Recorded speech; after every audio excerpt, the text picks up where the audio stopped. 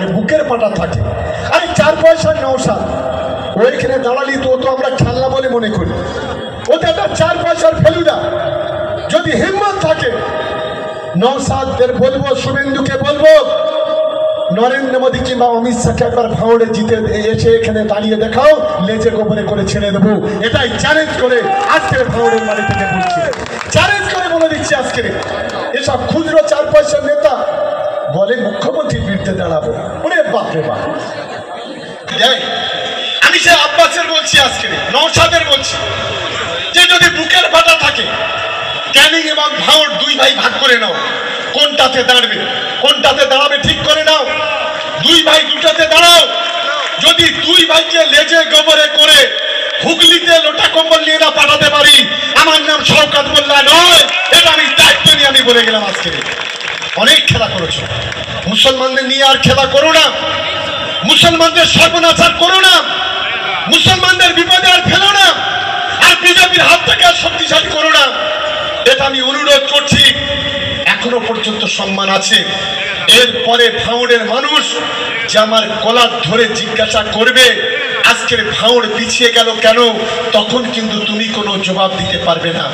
তাই আমি সকলকে বলবো, দেখুন ভাঙড় নিয়ে নতুন কিছু বলার আমার জায়গা নাই, এতটুকুই বলবো। 2021 সালে আমরা যখন নির্বাচনে অংশগ্রহণ করেছিলাম অনেক ভুল বুঝিয়েছিল, বিজেপি চলে আসবে তৃণমূলকে ভোট দাও বলে অনেক ভুল বুঝিয়েছিল। আর যত দিন যাচ্ছে বিজেপি আর তৃণমূল আলাদা নয়, ভাঙড়ের মানুষ রাজ্যের মানুষ বুঝতে পারছে। একের পর এক মুসলিম সম্প্রদায়ের উপরে আঘাত নেমে আসছে, শওকত মোল্লা সাহেব চুপ করে আছে। আর ভাঙড়ের মুসলমানকে ভুল বুঝালে হবে? দলিতের উপরে আক্রমণ হচ্ছে, আদিবাসীর উপরে আক্রমণ হচ্ছে, এটা কোনো কথা বলছে না। এটা ভালো করে বুঝে নিয়েছে শওকত সাহেবদেরকে ভাঙড়ের মানুষ রাজ্যের মানুষ জবাব দেবে। সুতরাং সেখানে আরাবুল বা অন্য কেউ ফ্যাক্টর নয়। আর বুকের পাটা থাকে। আরে 4 পয়সার নওশাদ ওইখানে দাঁড়ালি তো আমরা খেলনা বলে মনে করি, ওটা একটা 4 পয়সার ফেলুদা। যদি হিম্মত থাকে নওশাদদের বলবো, শুভেন্দুকে বলবো, নরেন্দ্র মোদী কিংবা অমিত শাহকে একবার ভাঙড়ে জিতে এসে এখানে দাঁড়িয়ে দেখাও, লেজে গোপরে করে ছেড়ে দেবো। এটাই চ্যালেঞ্জ করে আজকের ভাঙড়ের বাড়ি থেকে বলছি, চ্যালেঞ্জ করে বলে দিচ্ছি। আজকে এসব খুচরো 4 পয়সার নেতা বলে মুখ্যমন্ত্রীর বিরুদ্ধে দাঁড়াবো, ওরে বাপরে বাপ।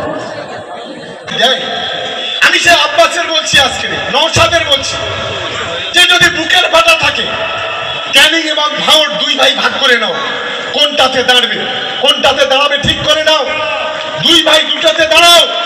যদি 2 ভাইকে লেজে গোবরে করে হুগলিতে লোটা কম্বল নিয়ে না পাঠাতে পারি, আমার নাম শওকত মোল্লা নয়, এটা আমি দায়িত্ব নিয়ে আমি বলে গেলাম। আজকে অনেক খেলা করেছো, মুসলমানদের নিয়ে আর খেলা করো না, মুসলমানদের সর্বনাশার করো না, মুসলমানদের বিপদে আর ফেলো না, আর বিজেপির হাত থেকে আর শক্তিশালী করো না। এটা আমি অনুরোধ করছি। এখনো পর্যন্ত সম্মান আছে। এরপরে ভাঙড়ের মানুষ যে আমার কলার ধরে জিজ্ঞাসা করবে আজকের ভাঙড় পিছিয়ে গেল কেন, তখন কিন্তু তুমি কোনো জবাব দিতে পারবে না। তাই আমি সকলকে বলবো, দেখুন ভাঙড় নিয়ে নতুন কিছু বলার আমার জায়গা নাই, এতটুকুই বলবো। 2021 সালে আমরা যখন নির্বাচনে অংশগ্রহণ করেছিলাম অনেক ভুল বুঝিয়েছিল, বিজেপি চলে আসবে তৃণমূলকে ভোট দাও বলে অনেক ভুল বুঝিয়েছিল। আর যত দিন যাচ্ছে বিজেপি আর তৃণমূল আলাদা নয়, ভাঙড়ের মানুষ রাজ্যের মানুষ বুঝতে পারছে। একের পর এক মুসলিম সম্প্রদায়ের উপরে আঘাত নেমে আসছে, শওকত মোল্লা সাহেব চুপ করে আছে। আর ভাঙড়ের মুসলমানকে ভুল বুঝালে হবে? দলিতের উপরে আক্রমণ হচ্ছে, আদিবাসীর উপরে আক্রমণ হচ্ছে, এটা কোনো কথা বলছে না। এটা ভালো করে বুঝে নিয়েছে শওকত সাহেবদেরকে ভাঙড়ের মানুষ রাজ্যের মানুষ জবাব দেবে। সুতরাং সেখানে আরাবুল বা অন্য কেউ ফ্যাক্টর নয়। আমাদের ভিডিও ভালো লাগলে লাইক এবং শেয়ার করুন, কমেন্ট সেকশনে গিয়ে জানান আপনাদের মতামত। আরও ভিডিও পেতে আমাদের চ্যানেল সাবস্ক্রাইব করুন এবং প্রতি মুহূর্তে খবরের আপডেট পেতে প্রেস করুন বেল আইকন।